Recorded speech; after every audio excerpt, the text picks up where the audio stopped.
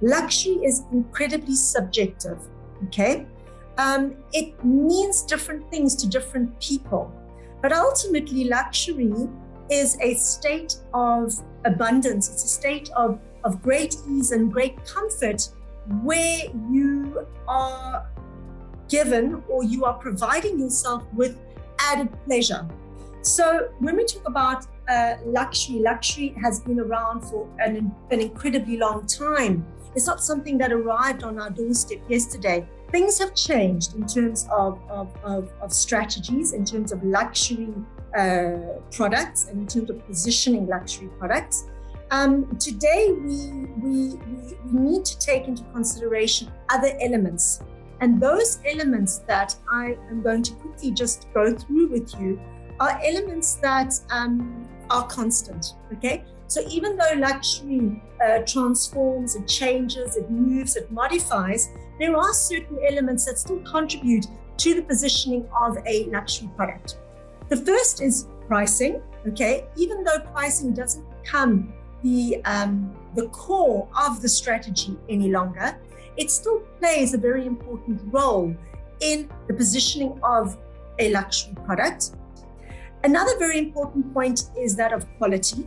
Quality plays a pivotal role. It's closely linked to the price tag that is attached to that product, okay?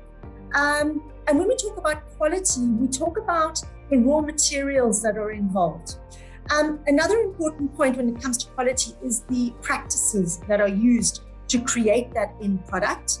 So are we talking about viticultural practices that are, organic, that are biodegradable? What are the different practices that are used when growing those grapes in the vineyards? That are used when producing that bottle of wine and transforming the grape juice into wine and then ultimately into sparkling wine or champagne, okay? And another very important aspect that is associated to quality is savoir-faire. But when we talk about that savoir-faire, it's that knowledge that is transmitted, that is passed down from generation to generation. And that is an experience that is priceless, and that cannot be learned in a classroom. It cannot be learned in an institution. Okay. When we look also at the winemaker, obviously the winemaker plays an important role as well, and he or she has a reputation that influences the quality status that is associated to that bottle of wine. Another point is that of scarcity, okay? How easy is it to come by this bottle of wine or this product? How easily available is this product? What is in terms of accessibility? It plays a very, very important role when we position products and we want products to specifically take on a luxurious status. Scarcity plays a very important role because ultimately you're paying a certain price. You don't want everybody to be benefiting from it, okay? Another important point that we need to consider is this notion of time. And with this notion of time, which we technically don't have within our society anymore, because time is money. I don't have time to do that. I need to be there. I need to be here. I need to be somewhere else. That notion of time is transported into the creation of luxury products.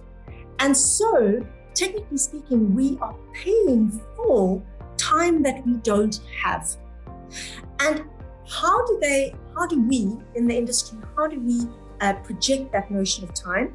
Ultimately, we do that by tailor-made products, by handmade, by communicating to the consumer that there's been a human touch involved in the production process of this product.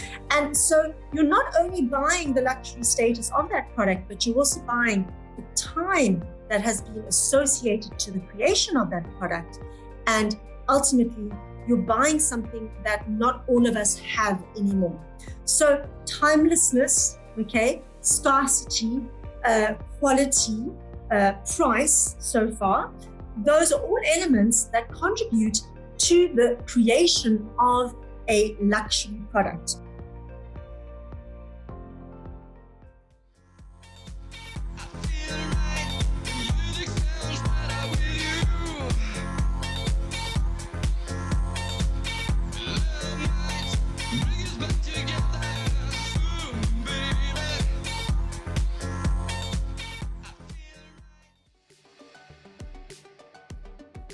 So Bodvár House of Rosés, we're a family company with Scandinavian roots. Our heritage goes back 170 years within the beverage industry.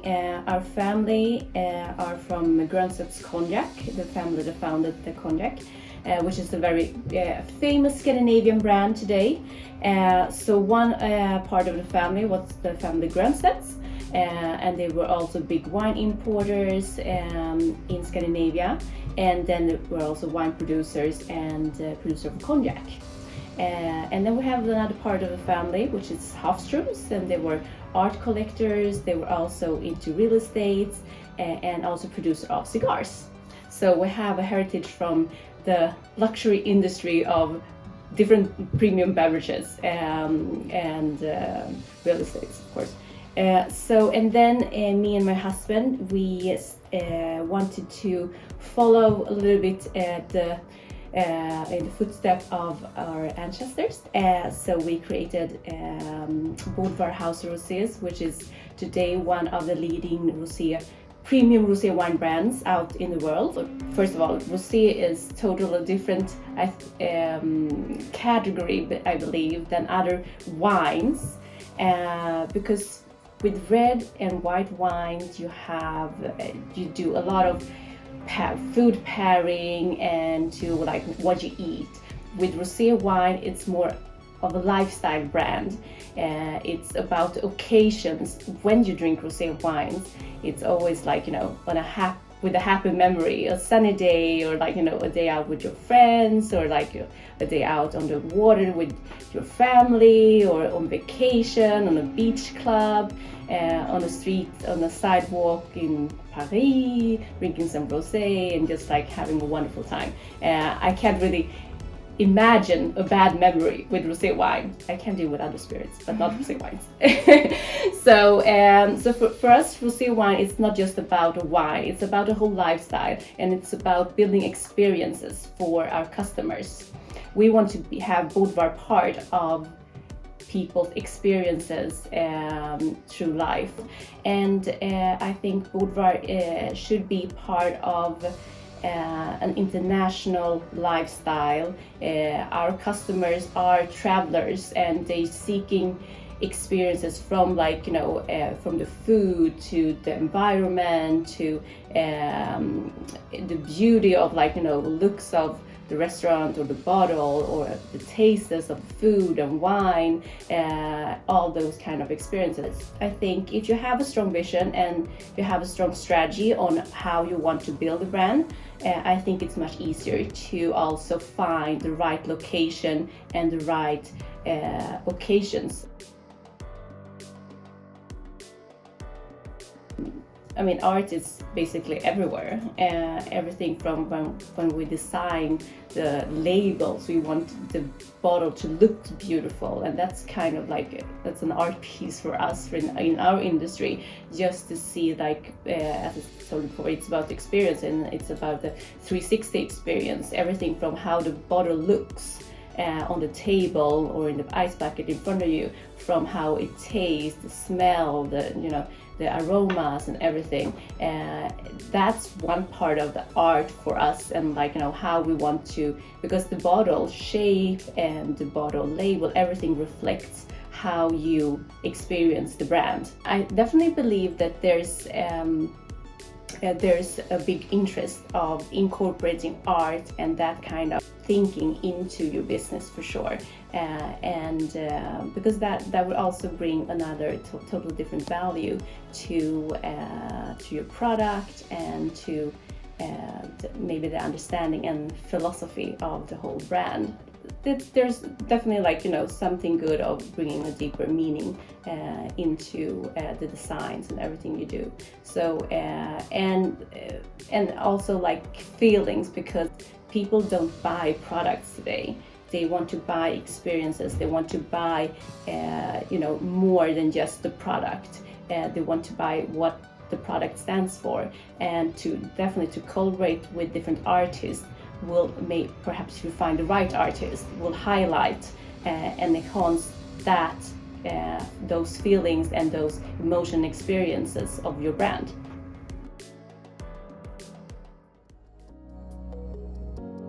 I think promoting art is like very important if you want to promote quality. Everybody knows what makes a person beautiful. It's the inner. When you feel good inside yourself, you glow, and then you become beautiful. And that's what I think it's very important for brands to actually think about their history, what's inside, the griff inside the brand, and what they stand for, brand values and all that stuff. But also materials, quality, sustainability and all that stuff. That's the new luxury today. It's just not a big diamond ring to show, look, I'm really luxury because I have this 10 carat stone or something. I don't think people care about that anymore. It's a lot of other values that is luxurious today. That's what traceability, sustainability, and stuff like that. And that's why I think art could be a very good thing to show in a simple way that you stand for that you support art. It's also very emotional. I mean, maybe you and I will have totally different taste, and you think it's horrible, and I think it's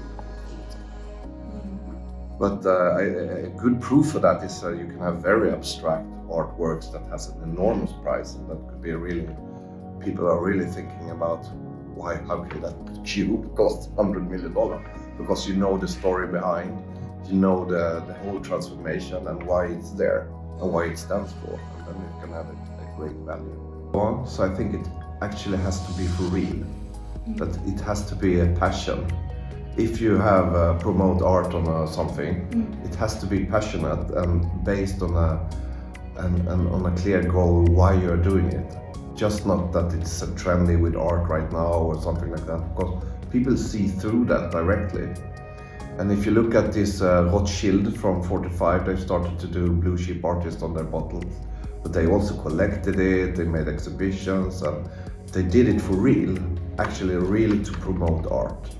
So I think if you're going to do that in a way that is really authentic and trustworthy, you can just take an art piece and put it on a bottle or on a box or whatever, because it doesn't say anything. You have to work with that as a strategy now, actually, to co-brand all the time. Incorporated into the brand strategy. To the brand strategy, and also the marketing and PR, of course. Business and art could be a good thing because you support art and the intellectual work behind. That could be good for your brand.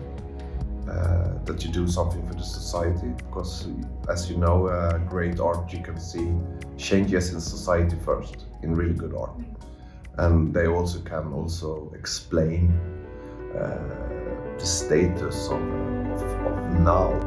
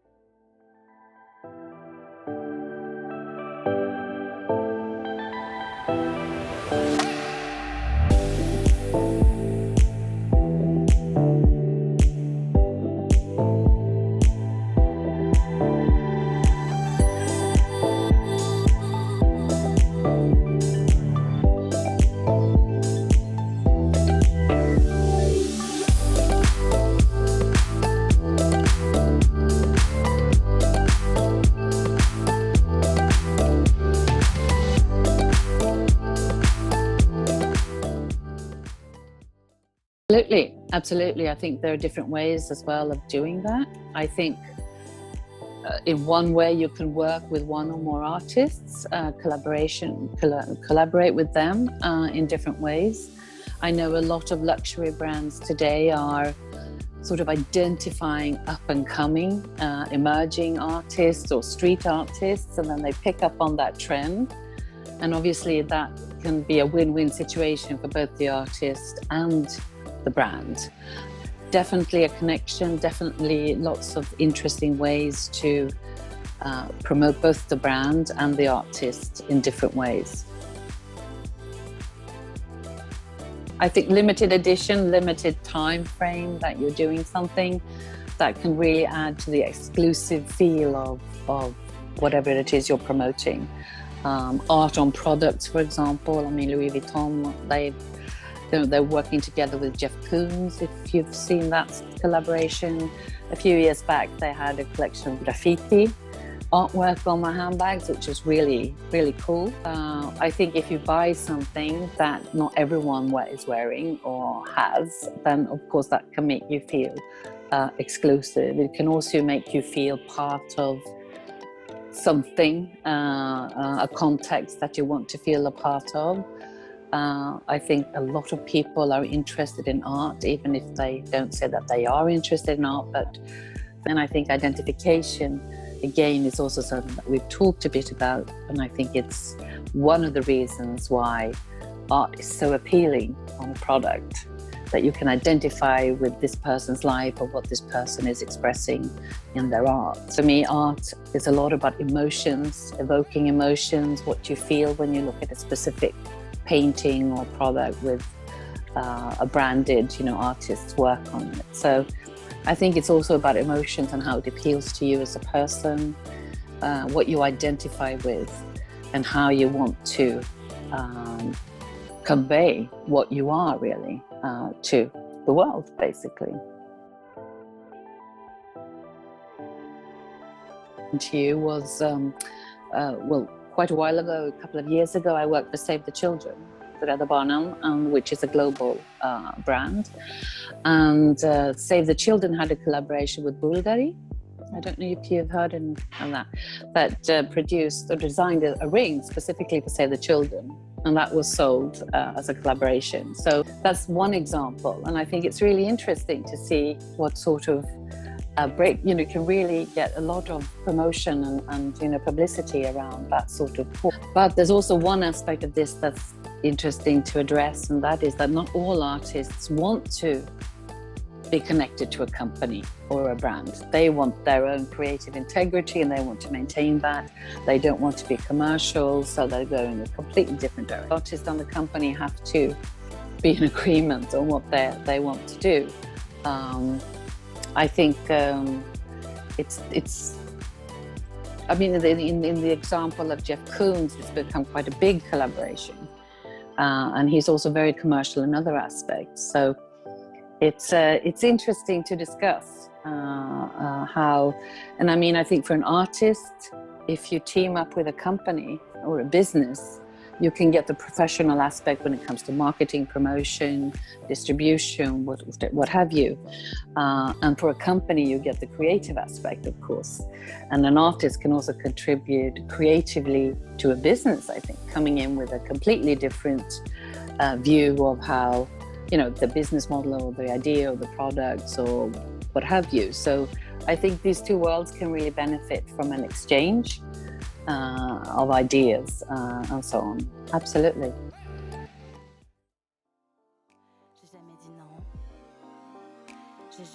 My name is Peggy Jägfelt, and I'm a Swedish painter from Stockholm. And I've started up at Konstfack when I was 19 years old.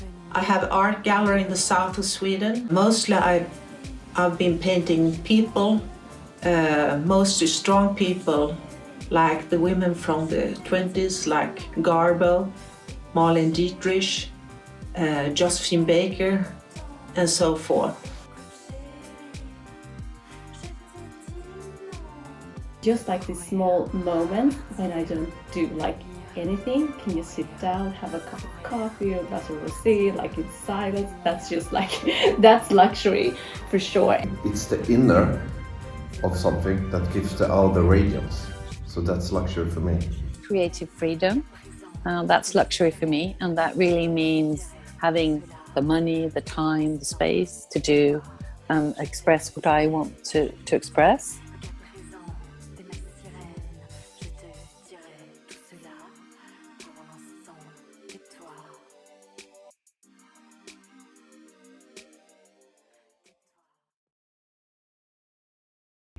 I don't know what's luxury for you. Ask my wife. She's the spender. No, interesting question.